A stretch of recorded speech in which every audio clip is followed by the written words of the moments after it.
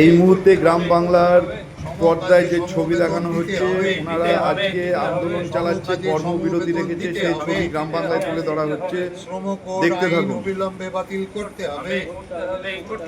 শ্রম কোড আইন অবিলম্বে বাতিল করতে হবে। শ্রম কোড আইন বাতিলের দাবিতে আগামী 9 জুলাই ধর্মঘট শ্রম কোড আইন বাতিলের দাবিতে আগামী 9 জুলাই সম্পূর্ণ করিমপুর কিষাণ মান্ডিতে যে অফিসের সামনে তারা ধর্ণা দিয়েছে, তার ছবি তুলে ধরা হচ্ছে গ্রাম বাংলায়।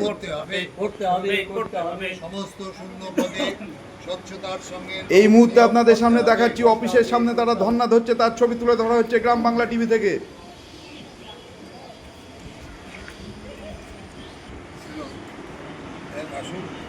এই মুহূর্তে আছি আমরা গ্রাম বাংলার চ্যানেলের, আমরা পৌঁছেছি পশ্চিমবঙ্গ সরকারের করিমপুর 1 নম্বর ব্লকে।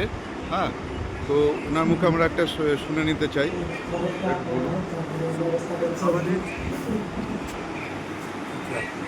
আমাদের আপনারা ইতিমধ্যেই শুনেছেন যে 9 জুলাই সারা ভারতবর্ষব্যাপী সর্বভারতীয় ট্রেড ইউনিয়নগুলোর পক্ষ থেকে এবং ফেডারেশন কনফেডারেশন মিলিতভাবে 9 দফা দাবির ভিত্তিতে 9 জুলাই সারা ভারতবর্ষব্যাপী ধর্মঘটের ডাক দেওয়া হয়েছে। এবং তার মূল দাবিটাই হচ্ছে আমাদের যে শ্রম কোড সরকারের পক্ষ থেকে, কেন্দ্রীয় সরকার যে শ্রম কোড নতুন আইন তৈরি করেছে 2019 সালে, যে আইনের মধ্যে দিয়ে শ্রমিকদের কৃতদাসত্বে পরিণত করা হবে, মানে শৃঙ্খলিত করার চেষ্টা চলছে। এই আইনের যেসব ধারা নিয়ে আসা হয়েছে, সেখানে আপনার 12 ঘন্টা কাজের প্রস্তাব করা হয়েছে। সেখানে মালিক যে কোনো সময় শ্রমিককে বিনা নোটিশে ছাঁটাই করতে পারবে, তার কলকারখানা না জানিয়েও বন্ধ করে দিতে পারবে, এবং চুক্তিভিত্তিতে শ্রমিক নিয়োগ করতে পারবে। এর ফলে আগামী দিনে শ্রমিকরা কাজ হারাবে, এটা আমরা মনে করছি। এবং এই শ্রম দাসত্ব আইনে একটা চরম নিপীড়নের দিকে নিয়ে যাওয়া হবে। যে 8 ঘন্টার কাজের দাবিতে আমরা এক সময় লড়াই করেছি এবং সেই অধিকার অর্জন করেছিলাম, সেই অধিকারও এই আইনের মধ্যে দিয়ে কেড়ে নেওয়া হচ্ছে। তাই আমরা আজকে ঠিক করেছি যে আমাদের এর সঙ্গে আছে আমাদের যে সুপ্রিম কোর্ট রায় দিয়েছিল যে আমাদের যে 25% মহার্ঘ ভাতা, সেই মহার্ঘ ভাতা 6 সপ্তাহের মধ্যে, অর্থাৎ 27শে জুনের মধ্যে রাজ্য সরকার কর্মচারীদের মিটিয়ে দেওয়ার জন্যে।